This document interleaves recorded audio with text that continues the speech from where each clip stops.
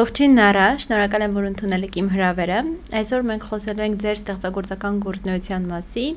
խոսելու ենք նորաձևության մասին։ Ողջույն Նարա ջան, շնորհակալ եմ շատ հրավերի համար, սիրով։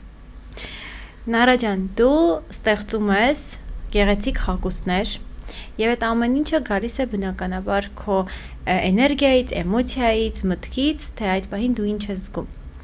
Բայց մինչև քո ստեղծագործական գործունեության անցնելը, կուզենայի խոսենք, թե ինչպես ես դու սկսել քո աշխատանքները։ Ինչ ես արել, ինչով ես սկսել զբաղվել, որը տարել է հենց նորաձևություն։ Ուղին կարելի է ասել սկսել եմ տատիկիս հետ։ Այս պատմությունը էլի եմ պատմել եւ կարծում եմ ամեն անգամ ինչ որ յուրովի ու նոր էմոցիաներ են ծնվում, երբ հիշում եմ երբ տատիկս գործում էր գուլպաներ, մենք փոքր էինք եւ սկսեցի ինքս գործել եւ գործում էի իմ տիկնիկների համար, այնուհետեւ եկան ավելի լուսավոր ժամանակներ, հեռուստատեսություն եւ Fashion TV-ն հայտնվեց եւ ես սկսեցի դիտել Fashion TV եւ երազում է հայտնվել պոդիումի վրա, չգիտեմ, հա, պոդիումին միգուցե նայել կողքից, այսինքն հայտնվել այդ ատմոսֆերայի մեջ, այսպես ասած, եւ օգնել է,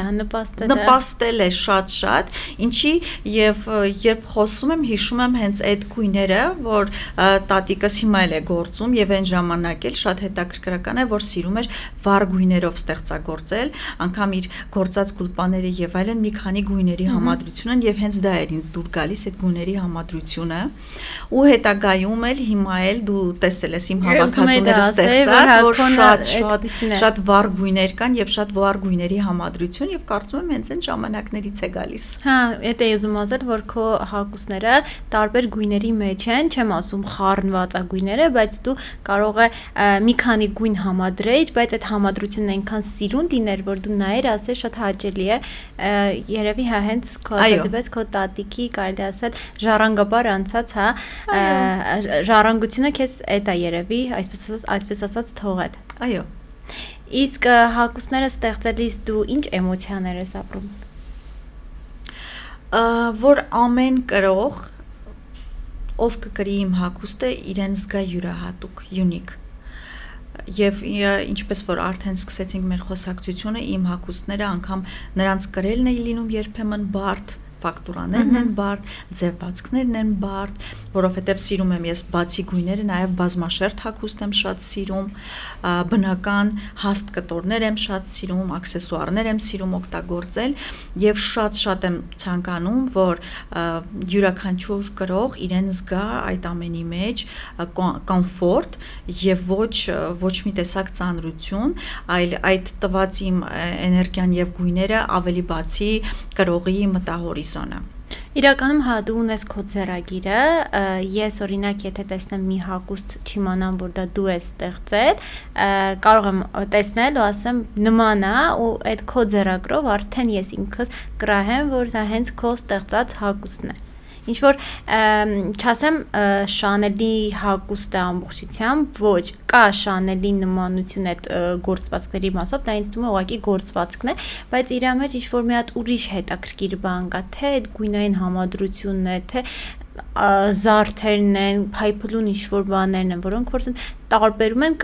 կամ էլ որ ես արդեն քեզ ճանաչում եմ, երևի էդ էլ է նպաստում։ Միգուցե քո ընկալումն է, այդպես, բայց իսկապես ճիշտ ես ասում, որովհետև ինչպես որ նշեցի, հիմնականում օգտագործում եմ բնական գործեր, ինչու՞ չէ նաև օգտագործում եմ տվիդը, որը գիտենք, որ Շանելի շնորհն է։ Դրան զուգահեռ օգտագործում եմ ձեռագործ շատ աշխատանքներ, գործվածքներ, որը ոչ միայն ես ինքս եմ անում, այլև մեր ստեղծագործող ձեռագործ կանայք են անում, հիմնականում օգտագործում եմ նաև բնական մետաղներ, մարգարիտներ, հա, այդ ծանրությունը եւ գեղեցկությունն ու կանացիությունը համադրում եմ եւ այո, կարծում եմ, որ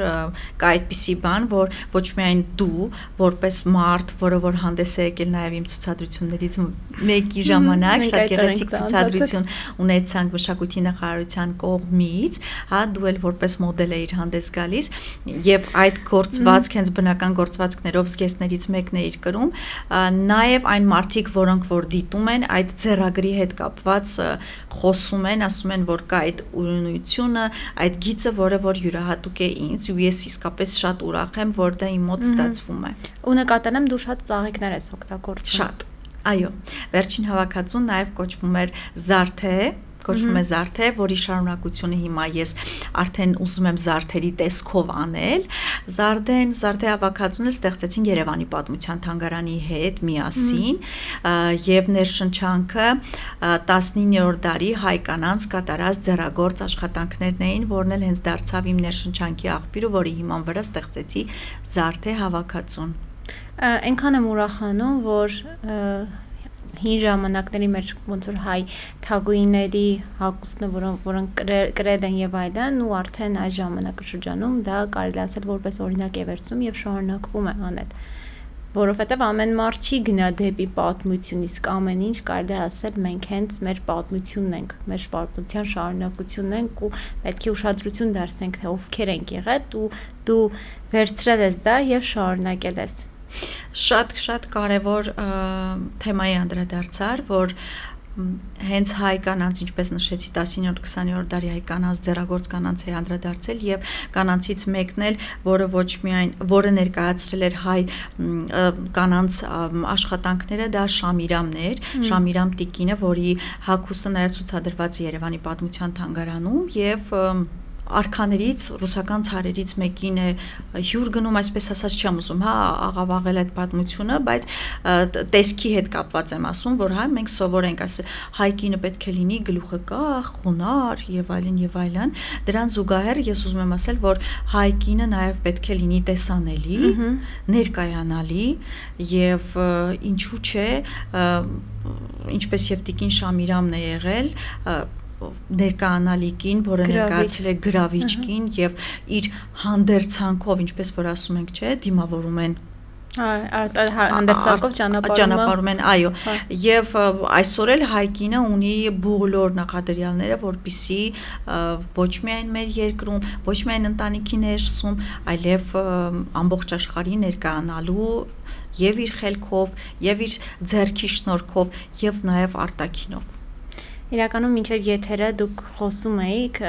հագուստի հետ կապված, որ ամեն ինչ գալիս է ինտելեկտից, այսինքն ինչքան քո ինտելեկտը բարձր է, այդքան ավելի ճաշակով ես հագնվում,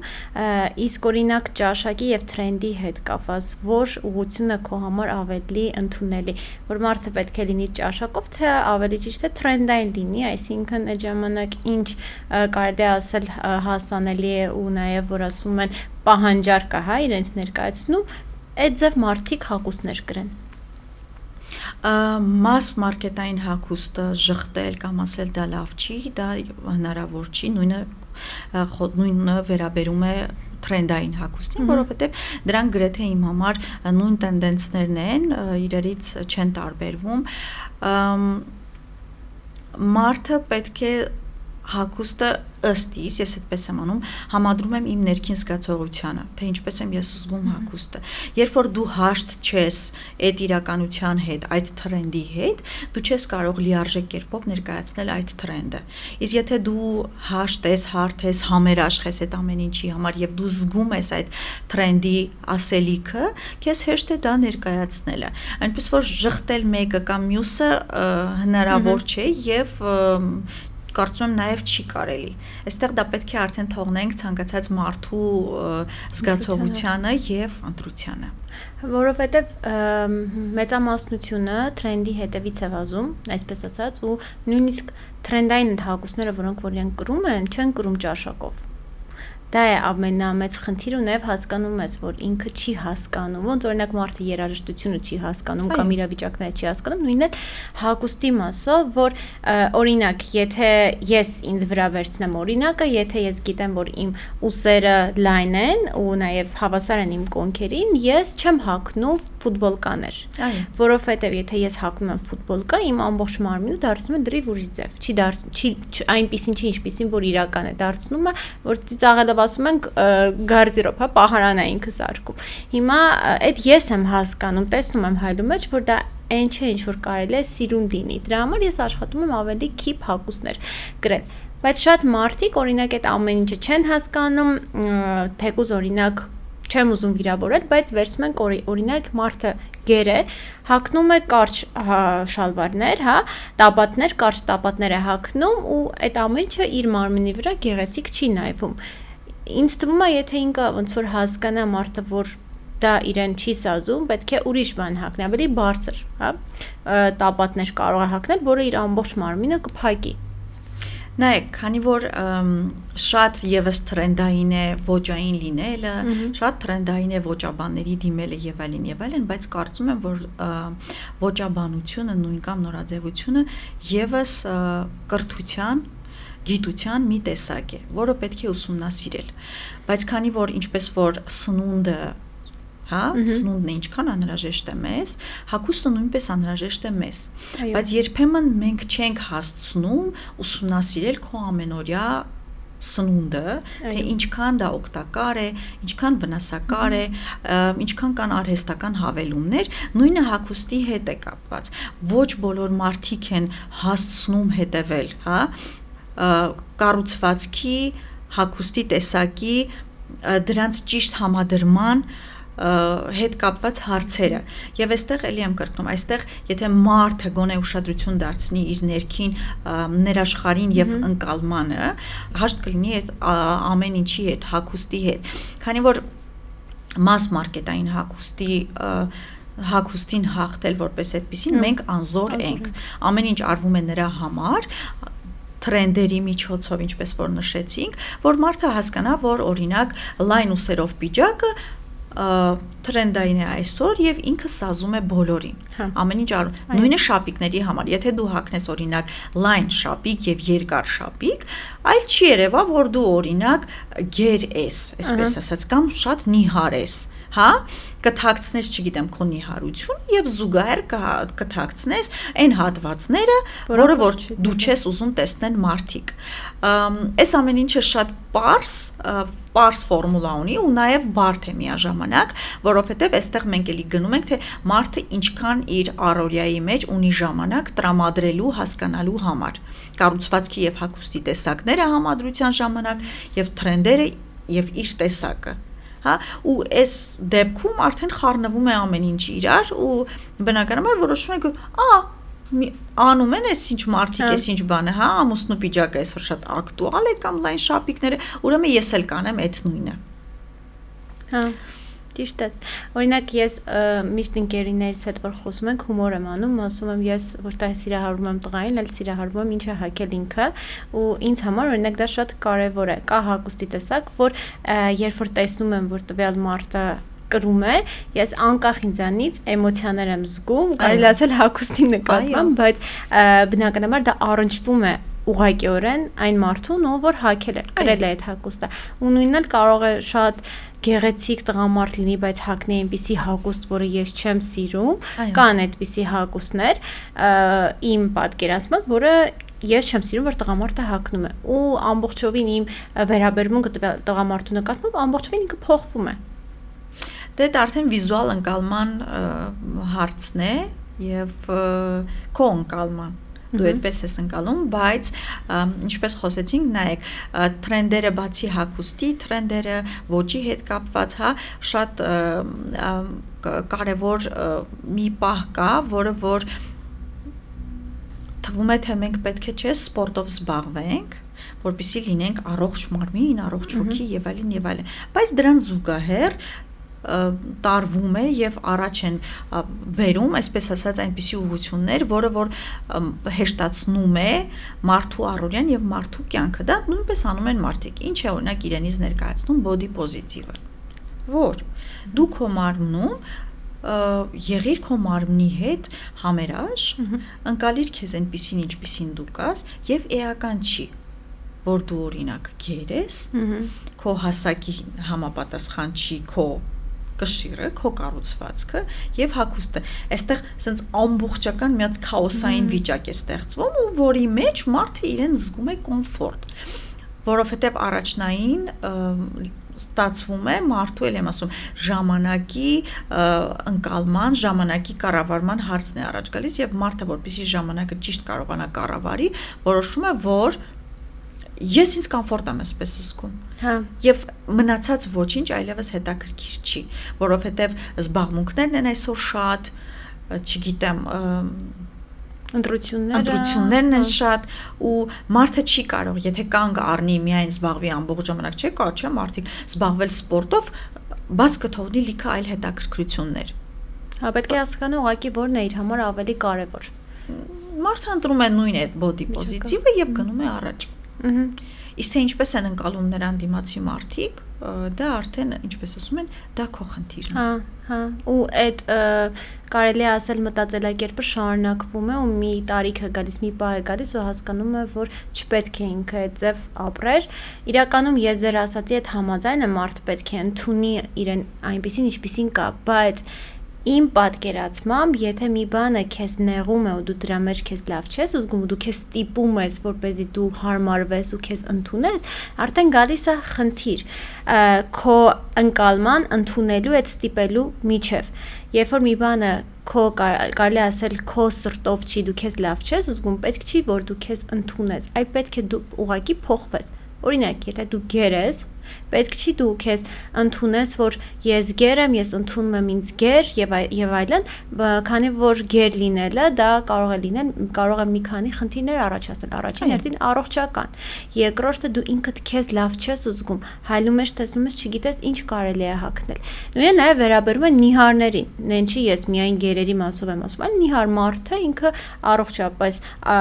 լավ չի, առողջություն ունի առողջական խնդիրներ, հագուստը իր վրա լավ չի նստում կամ առհասարակ ինքը իրեն չի հավանում։ Հիմա ինչ պետք է դու ուղղակի քեզ ընդունես, ինչպեսին որ կաս, չէ, դու ուղղակի պետք է փոխվես, ավելի լավը լինես։ Իսկ ավելի լավ լինելը այդ արդեն ամեն մարդ ինքն է գնահատում, որն է։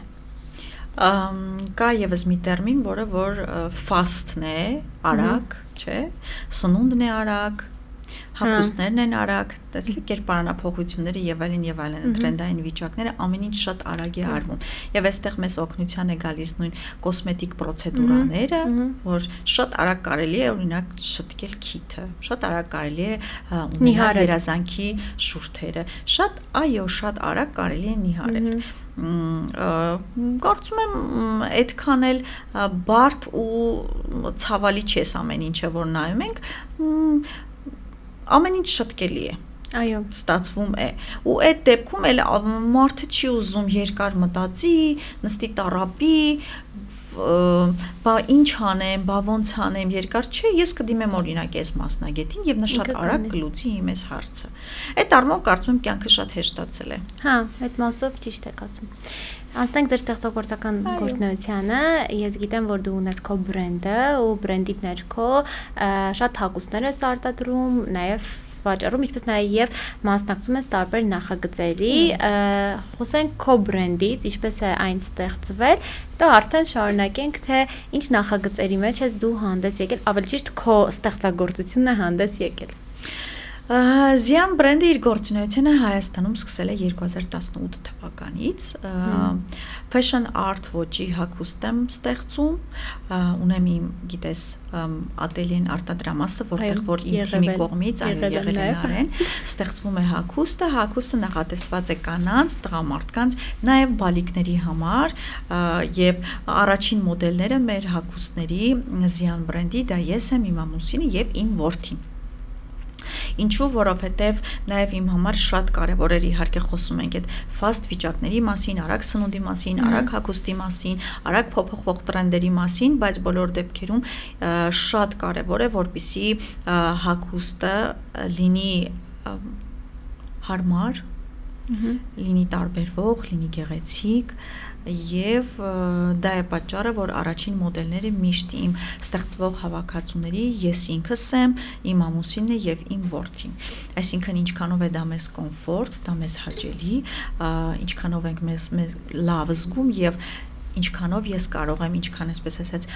բաց հայացքով եւ ճակատով կարող եմ այդ հագուստը ներկայացնել կամ առաջարկել իմ ընկերներին կամ իմ գնորդներին։ Հետաքրքիր մոտեցում է։ Այսպիսի մոտեցում է եւ ինչպես որ արդեն նշեցինք, հիմնականում բնական կտորներ են փորձում օգտագործել, կտորներին զուգահեռ այդ վառ գույները, ինչպես որ մենք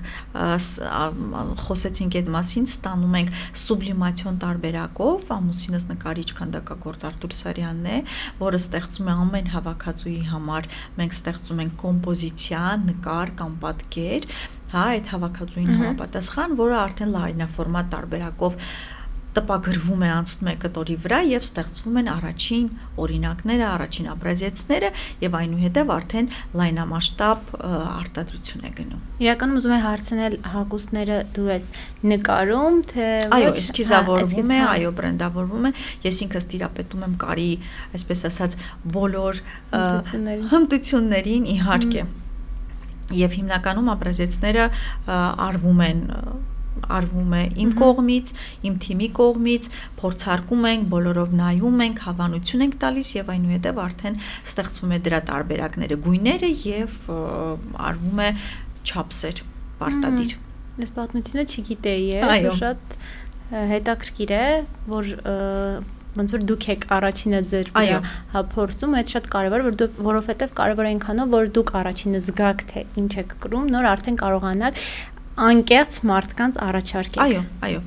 որովհետև հագուստները, նաև բրենդը, ապրանքանիշը սերտիֆիկացիա է անցկացված, ինչի որովհետև շատ կարևոր է, թե ինչ ենք մենք, իհարկե, ինչ ենք մենք արտադրում, ինչ կտորներ ենք մենք ներմուծում, շատ կարևոր է։ Այո, շատ պարտադիր է, քանի որ մենք չունենք այն քանակները եւ չենք կարողանում արտադրել այն քանակները, որ ուշադրություն չդարձնենք, թվում է թե այդ մանրուքներին, բայց կարծում եմ նաև մեծ քանակի դեպքում էլ շատ կարևոր է, որպեսզի ուշադրություն դարձնենք, թե գնորդը ինչ է գնում եւ ինչ է կրում։ Իսկ Հայաստանում առհասարակ ովքեր որ հագուստներ են արտադրում, էլի ուշադրություն են դարձնում այդ ամեն ինչին, թե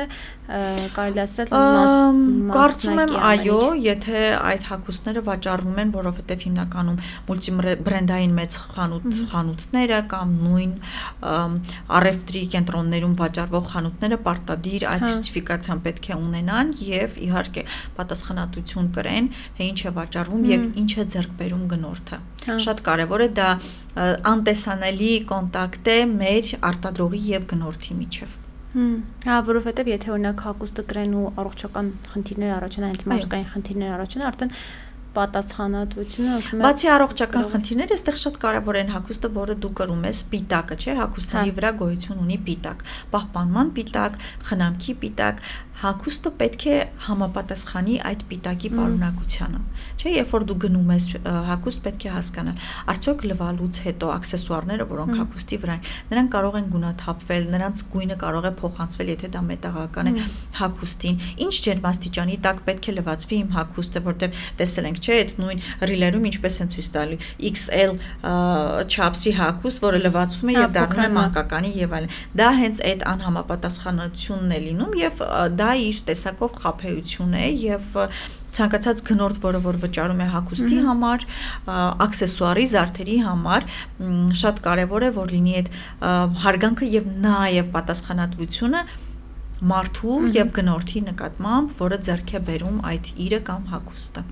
Հագուստը փոքրանալու հետ կապված մի ծիծաղելի պատմություն պատմեմ,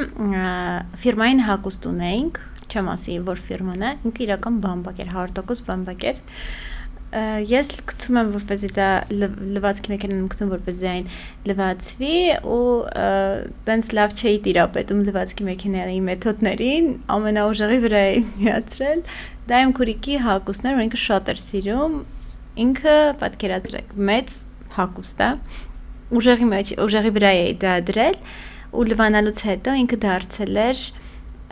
6 տարեկան երեխայի հագուստ, քուրիկը ստրեսի մեջ էր, մենք այդ հագուստը չենք թափել, պահել ենք, որ հանկարծ երեխա ունենանք, իրան տանք հագնի, շատ լավ բան եք մտածել, շատ լավ լայֆ հակ եք մտածել։ Լուրջ եմ ասում, ինքս այդ մեծ հագուստ էր, որ կրում էր քուրիկս, ու մեկ ինքը դարել է 6 տարեկան երեխայի հագուստ։ Ու այդ հագուստը հնարավոր է, որ ինքը օրինակ պետքա գնար միայն քիմմակերման, չէ՞, եթե ուշադիր նայենք այդ պահպանման եւ մշակման պիտակին, բնականաբար կարծում եմ եղել է այդ պիտակը եւ կարելի է նկատել, թե ինչպես պետք է խնամել կամ մաքրել այդ հագուստը։ Ու այդ դեպքից հետո քուրիկս այլևս չի թողնում, որ ես այդ գործողությունները կատարեմ, ինչի առումով շատ երջանիկ եմ ես իրականում։ Այո, եւ նաեւ դու մի շարք նախագծերի ես, հա, մասնակցել ավելի ճիշտ քո հագուստները ներկայացվել է այդ նախագծերում, խոսենք այդ նախագծերի մասին։ Այո, ցուցադրություններ Հայաստանում, իհարկե Ռուսաստանում, Ռուսաստանի Դաշնությունում, նաև այս վերջին 2 տարիներին ընթացքում 2 անգամ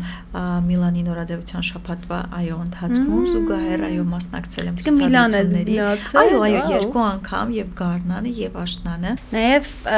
ֆիլմեր, հա, սիտկոմների մեջ։ Այո, ֆիլմեր թատերական ներկայացումներ, որը որ այդ իմ մի առանձին սիրո աշխարհն է, շատ եմ սիրում աշխատել թատրոնների հետ, այնպես որ բաց եմ համագործակցությունների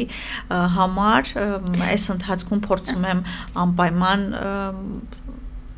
համագործակցությունները ոչ մեկի չմերժել եւ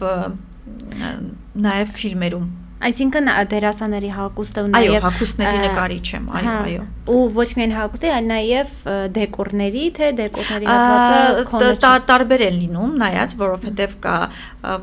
կա պրոյեկտի նկարիչ, դեկորատոր եւ կա հագուստների նկարիչ եւ ոճաբան, ամեն մեկը կատարում է իր աշխատանքը, որովհետեւ շատ կարեւոր է հագուստի նկարիչ, ոճաբան, այսինքն այդ ամեն ինչը համադրում ես, որովհետեւ ամբողջական պատկերը ստացվում է ֆիլմի, այսպես ասած, քո դեմքն է,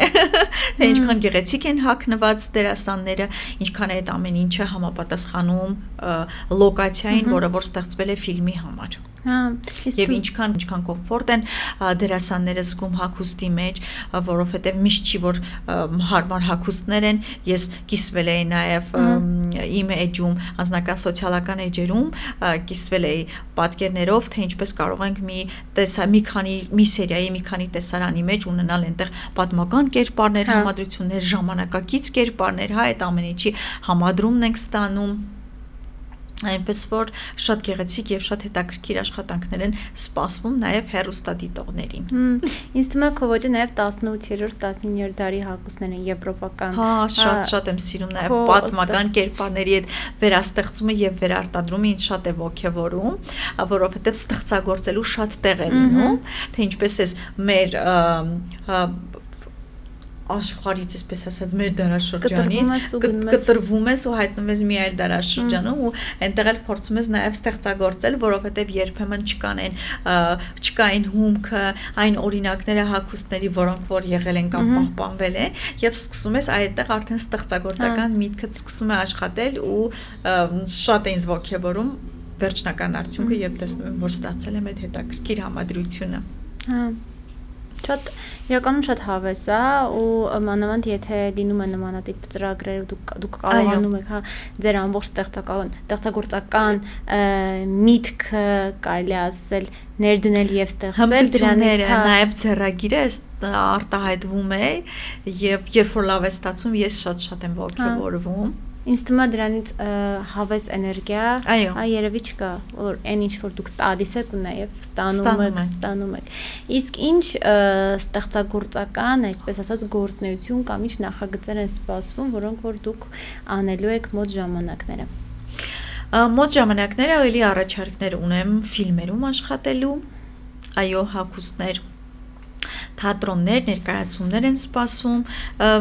այդ ամենի մասին բնականաբար առաջինը ինչպես է մեր բոլոր նորություններով կիսում ենք սոցիալական մեր էջերում։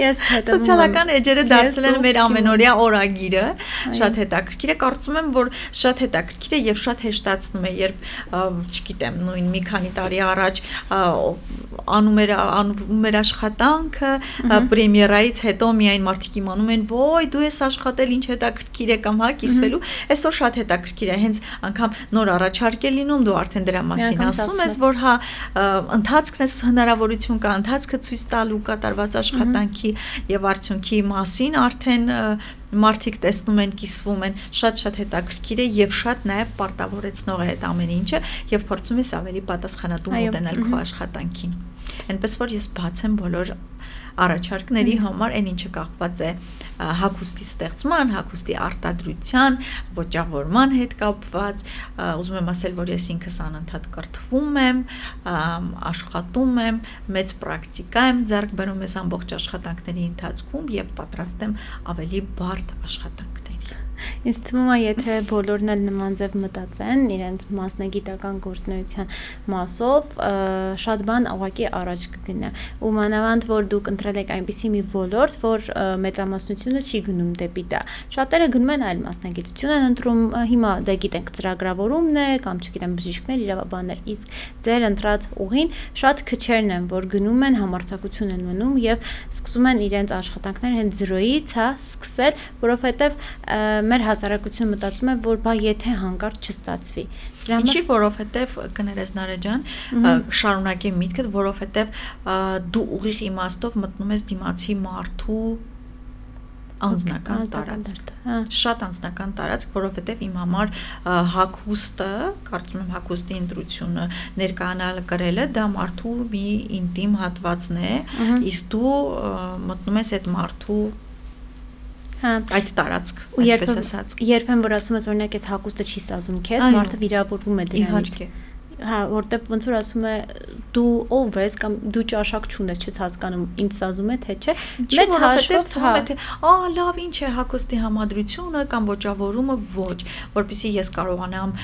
քեզ առաջարկել որևէ հագուստ, ես առաջին հերթին պետք է լինեմ հոգեբան, հոգեթերապևտ, որպեսզի հասկանալ ինչ է կատարվում քո ներաշխարհում, ինչ ես զգում, ինչ գույներ ես դու տեսնում, ինչ պատկերներ ունես դու քո գլխի մեջ, որ այդ ամենի համադրումը անեմ եւ ես քեզ առաջարկեմ հագուստ։ Այնպես որ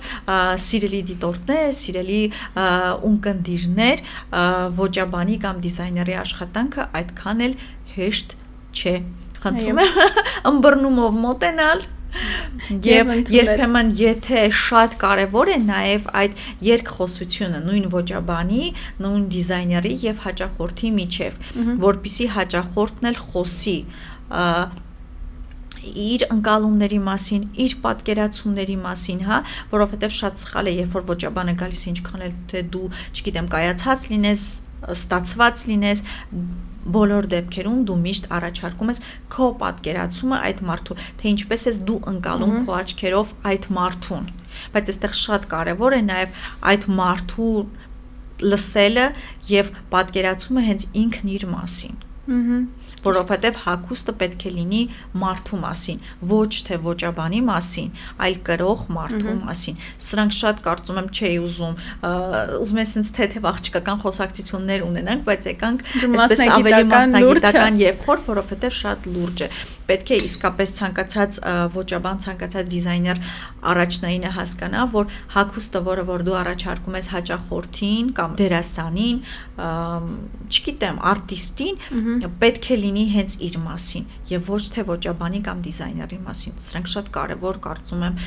պունկտեր են, որը որ եթե մենք կարողանանք, այսպես ասած, հետեւել եւ ճիշտ ընկալել, ամեն ինչ շատ լավ կլինի։ Եվ մեր երկրում շատ ոճային մարդիկ կլինեն։ Այո, այնպես է որ օրինակ հիմա ավելի ոճային են, քան մի 10 կամ 15 տարի առաջ, այդ ժամանակ նույնիսկ ասում էին, որ մինչև Երևան մոլի, հա, կառուցումը մարդիկ հագնում էին այլ տեղերից հագուստներ, ու այդքան էլ ճաշակով չէին։ Երևան մոլը, երբ որ արդեն եղավ այդ շենք ու շատ բրենդներ ներմուծվեցին Հայաստան, ամբողջովին փոխվեց հագուստի տեսակ եւ այլն։ Նույնիսկ մեկ-մեկ ասում են, որ բոլորը նույն ձև են հագնվում, դա էլ երևի հենց այն տրենդն է, որի մասին որ մենք խոսեցինք։ Այո։ Ու նաև այս վերջերս ցուցադրվեց Սատանան կրում է Պրադայի երկրորդը ֆիլմը, որտեղ որ գնացել էին հայտիները, ինչ-որ sense հագուստներ էին կրել եւ այլն։ Կուզենայի մի փոքր այդ ֆիլմի մասով խոսենք, քանի որ դա նորաձևության մասով է, օրինակ ինչ տպավորություններ դու ունեցար ֆիլմից, ոնց ես որպես մասնագետ, ոնց դու նայեցիր այդ ֆիլմը։ Շատ հետաքրքրական էր, որ ֆիլմում երբ որ ես նայում էի, մի պահ կտրվեցի իմ մասնագիտականից, մի պահ կտրվեցի հագուստներից, որովհետև շատ հետաքրքիր գիծ էին առաջ տարել, դա մարդու երազանքների, մարդու, չգիտեմ, ձգտման, այնտեղ շատ հետաքրքիր էր հատկապես կնոջ երազանքի հետևից գնալու եւ հասնելու մասին, նույն այդ ներաշխարհի բացահայտումն էր հագուստի ընկալման հետ կապված եւ հենց այդ սատանայականը շատ ավելի կողք էր դրված եւ որը որ Աննա Վինտուրի մասին է, հա, Vogue-ի գլխավոր խմբագիր սատանան հենց Աննա Վինտուրն է, այսպես ասած, հերոսուհին, որ իմ համար ինքը երկրորդական պլան էր գնացել, որովհետեւ այնտեղ խոսվում էր Էմիլիի մյուս հերոսուհու երազանքի հետևից գնալու 20 տարի հետո նա հասնում է իր երազանքին եւ այդ գիծը շատ հետաքրքիր էր, ես շատ sense ոգևորված դուրս եկա ֆիլմից հետո, որ պահի ընկալման մասին էր, պահի ճիշտ ընկալման մասին էր, պահի ճիշտ դրսևորման մասին էր, հնարավորությունը օգտագործելու մասին էր, որը որ երբեմն մենք բաց ենք թողնում, որ թվում է թե օքեյ, ես ունեի երազանք, որը որ չի կատարվել, մնացել է 20, պատկերացնես 20 տարի առաջ եմ ունեցել այդ երազանքը, խոսում էր այն մասին, որ ես ամբողջ ընթացքում մտածել ես դրա մասին, մտածել եւ կատարել է աշխատանքներ, այսինքն օգտագործել է ամեն մի նոր հնարավորություն գալու այնտեղ, որտեղ որ պիտի գա, հենց այդ պահի զգացողության, պահի ընկալման եւ ճիշտ ըմբռնման ու օգտագործման մասին էր խոսքը։ Հա, շատ սիրուն մեկնաբանեցիք այս ամեն ինչը ու հա, կարելի ասել, որ հենց այդպիսին էր, չնայած որ առաջինը ինձ համար ավելի ուժեղ էր, քան երկրորդը մի տեսակ ավելի լայն էր, ավելի ցրված էր։ Առաջինը եւս ինձ ավելի հավաքված էր, գիտես ինչ ես նայում կամ որն է, իսկ այստեղ ավելի լայն էր, տարբեր երևի մոտեցումներ կար, մասին էր մոտեցման, որպեսզի ցանկացած դիտորդ կարծում եմ, եթե դու գնացել էր դիտելու հագուստները, այն բրենդերը, որովհետև բոլոր ապրանքանիշների վերջին հավաքածուներն էր ցուցադրված մեր հերոսուհիների, քաստինգների շրջանում այն միջոցառումները, որտեղ իրենք մասնակցում էին, ուղիղ իմաստով պոդիումային հագուստներ էին բոլորը։ Եթե այդ կողմից էր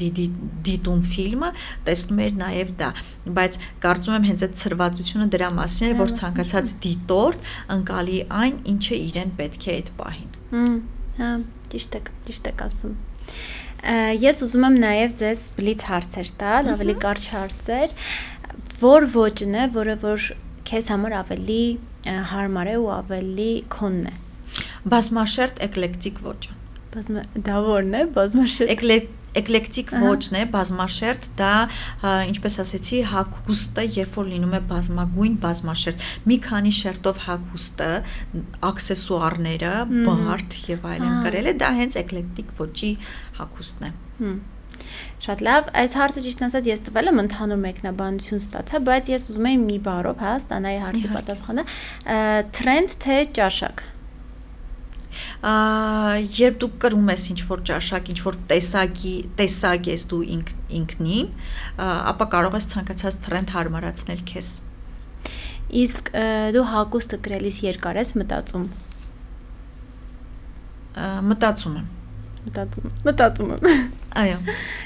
Շատ լավ, նաև իմ նախորդ հյուրերը հարցեր են տալիս հաջորդ հյուրերին։ Իմ նախորդ հյուրը այսպեսի մի հարց է տվել, հարցը Հարությունն է ասա դրան, չգիտեմ ճանաչում ես թե չէ։ Նա երաժիշտ է, հարցը հետևյալն էր. առաջինը, որ դու առավոտյան արթնանում ես, ինչ երաժշտություն ես լսում։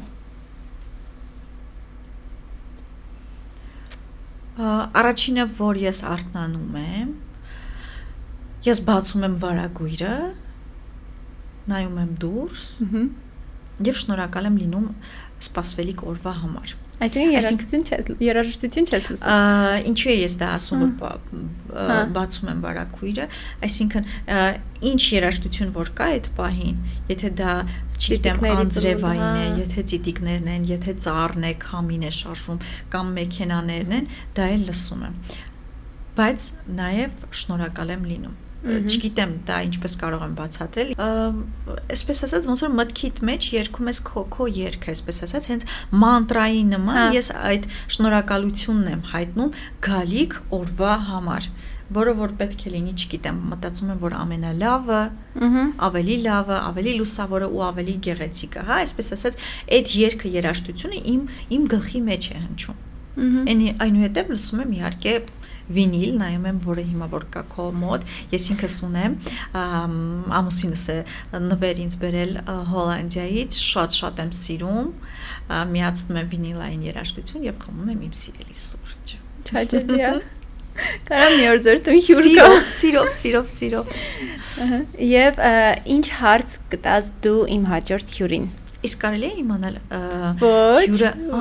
ինչ հետաքրքիր է։ Ինչ հարց կտամ իմ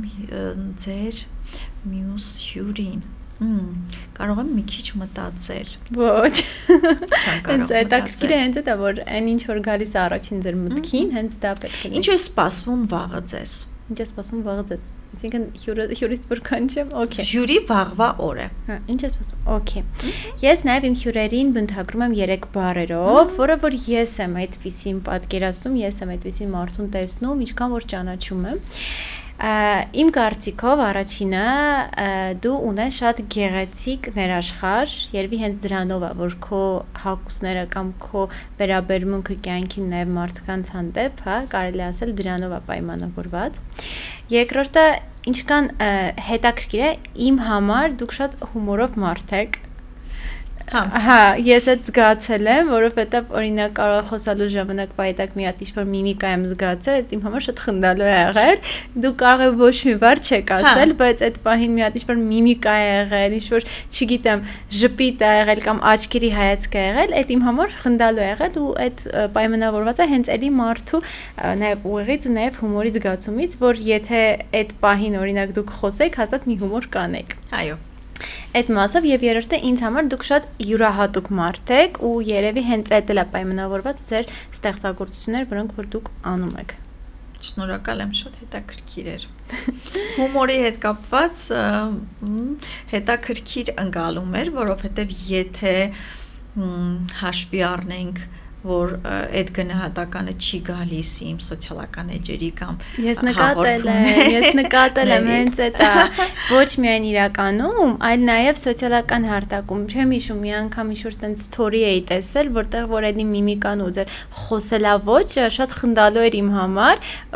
այդ հումորի մակարդակով եմ էլի ասում, որովհետև կան չէ մարդիկ, որ ուղղակի դու նայում ես ու միանգամից հասկանում ես ինքը ունի այդ ամեն ինչը, թե չունի, ու ասում են հումորը կամ նույն, չգիտեմ, սարկազմիկ վիճակները եւ այլն գալիս է բարձր ինտելեկտից, ասում ես չասեմ, ասում են այդպեսի բան, բայց ստացվում է դա ինքնաբերաբար ու ինձ դուր է գալիս, ինչի, որովհետեւ նույն այդ մեր սխալ խորհուրդներ կհիշես շարքը, որը մենք անում ենք հումորային, նորաձևության հետ կապված, ինքս իմ մասին է իսկապես, որովհետեւ երբեմն ասում են, «Ոյ, կարող է ինչ-որ մեկի մասին է դա, չգիտեմ, հա», Չէ, ամենայն անկեղծությամբ դա գալիս է ներսից եւ հենց ես իմ հետ կապված եմ այդ բոլոր հումորները անում, այդ սարկազմիկ արտահայտությունները անում եւ եթե դա ինչ որ մեկին ժպիտ է պատճառում, ես ուրախ եմ։ Այո, ոչ։ Նարա ջան, շատ շնորհակալ եմ այս հետաքրքիր զրույցի համար, նոր բացահայտումների համար, ինձ համար հատկապես։ Շատ շնորհակալ եմ քեզ, որ ընդունեցիր իմ հրավերը եւ ունեցանք այսպիսի գեղեցիկ հաղորդում։ Ես եմ շնորհակալ շատ Նարա ջան հրավերի համար, հուսամ որ բովանդակալից էր։ Հուսամ որ մեզ շատ չեն քննադատի, որովհետև այդ body positive-ը հիմա ինձ հանգիստ չի տալիս, ինձ սուվում է մենք այդ թեմային շատ անդրադարձա։ Հանգիստ, ամենակարևորը մենք ունենք մեր կարծիքը ու մենք այդ ձև ենք մտածում, հիմա ոնց ուզում է կարող է մտածի համաձայնվի կամ չհամաձայնվի։ Այո, ես արտահայտել եմ առաջին մտածածս։ Շնորհակալ եմ։ Չմոռանաք հետևել մեր YouTube-յան ալեկին, Critics-ին նոր հաղորդումները դիտելու համար։